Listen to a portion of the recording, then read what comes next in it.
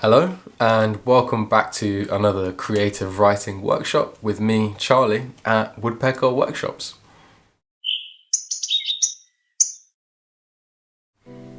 Hopefully by this point you've watched the previous video about creating your own folklore character, and now you're ready to look at embedding it in a short story of your own design. Short stories are one of the best ways that you can practice putting together a narrative.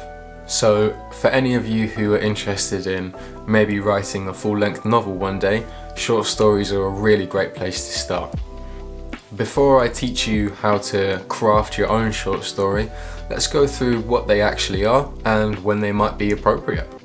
Short stories are just that, they're short. They can range from 1,000 words to 10 or so thousand words, but they still exhibit a lot of the same techniques and crafts that you'd see in a longer form of narrative. One thing that short stories are really good at doing is telling a narrative that occurs in an enclosed environment or time frame. What I mean by this is that the story happens in only one or two locations, or over the course of a short period of time with relatively few or no time skips. Due to their length, short stories usually only have a few characters. This gives them a better chance to develop over the course of the limited word count. This is unlike many other forms of media like movies, TV shows or books, where there's a whole cohort of main and side characters.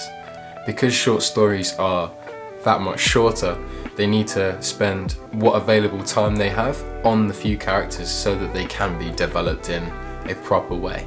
Much like any other work of fiction, short stories will still use literary devices such as theme, character, tone, or plot. Later in the lesson, we'll take a more in-depth look into what these terms mean, as they're really important for you to understand so you can get across your intended message. Now, a limitation of short stories is that because they are shorter, they don't typically exhibit the same kind of character development that you would see in longer form narratives. But this doesn't mean that you don't develop them at all. Just like any longer piece of writing or narrative, it's really important that your characters have a change in perspective and are moved by the events that occur in your story. Because these stories are short, you just need to be a bit more selective when it comes to what you're writing about and how you write it.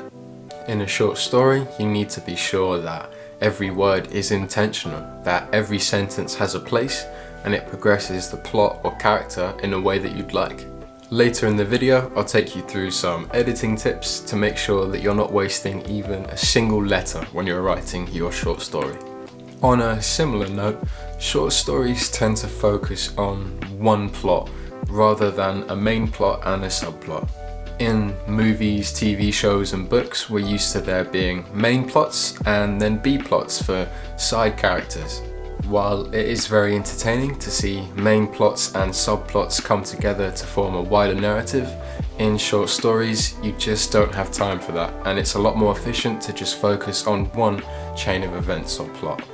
It's really easy to overextend yourself and try to write more than one plot when you're starting out as a creative writer. To make it easier for yourself while you're practicing, it's a lot better to focus on one chain of events and make that as developed and fleshed out as it possibly can be. Now that we know what a short story is and when it's best to use them, let's run through those literary devices that I mentioned before. One of the first things that you're going to need to decide when you start writing your story is what tense you're going to write in. Each tense will have an effect on how your story is perceived. So let's run through what they are and what effects they can have. The past tense is used to describe something that has already happened. For example, she's running becomes she ran. The past tense can give the reader a sense of safety as things aren't currently unfolding. The present tense is used to describe an action that is currently happening. So she ran becomes she's running. In contrast to the past tense, the present tense can create a feeling of urgency and immediacy. It can make a situation feel all the more intense. The future tense is used to describe actions that haven't yet occurred. So she's running becomes she will run. The future tense is typically used a bit more sparingly than the first two, but can create an element of anticipation for your reader. Now let's look at the persons and when to use them. Choosing the correct person to write in is really important because it changes based on whose perspective you're viewing the story from.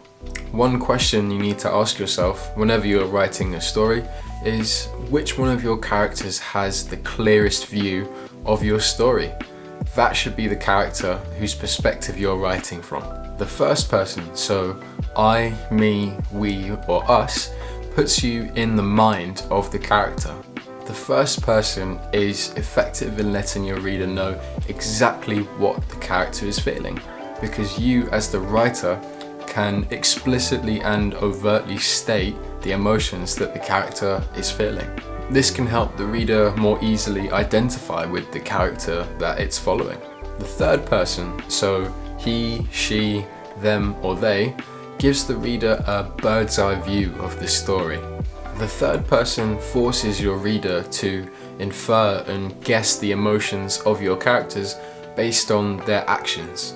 The third person is the standard of writing, so if you're not sure which person to write in, go for the third person. Now, the second person is a bit more difficult to write in. The second person uses you to directly address the reader. The second person actively involves the reader as a part of the story, effectively making them a character. The second person is typically used in instructional writing, but it can be used creatively, although it can get quite tiring or confusing to read if not done right. Second person can be really impressive and unique when done right, so try at your own peril. You can also employ the use of a narrator. A narrator is an omniscient being that generally tells the story from a third person perspective. Your narrator could be objective or he could be subjective. He could be heavily invested in the plots of the story or he could care less. The narrator is a character at the end of the day and he should relate and reference the story. Let's quickly run through a few of those terms that I mentioned earlier. Plot is an event or a series of events. So the plot is what actually happens within your story. The story itself is like the muscles and fibers that surround that skeletal structure. The story is the why of these events, why they're happening, and the effects and emotions that they cause. Tone is the mood that you set throughout your story. Tone is very heavily affected by the kind of language that you use. The tone of your story can be any number of things. It can be happy or sad or inspirational or scary. The tone can change during your story, but you might want to keep it consistent while you're practicing. The theme of your story can also be any number of things, like love or revenge. Theme is the message that you want to tell through your story and is usually a comment on some aspect of human life. The theme of your story is heavily influenced by the plot and usually relates incredibly heavily to it. Don't worry too much about theme at the start of the creative process. A lot of the time you'll create a plot and the theme will become apparent.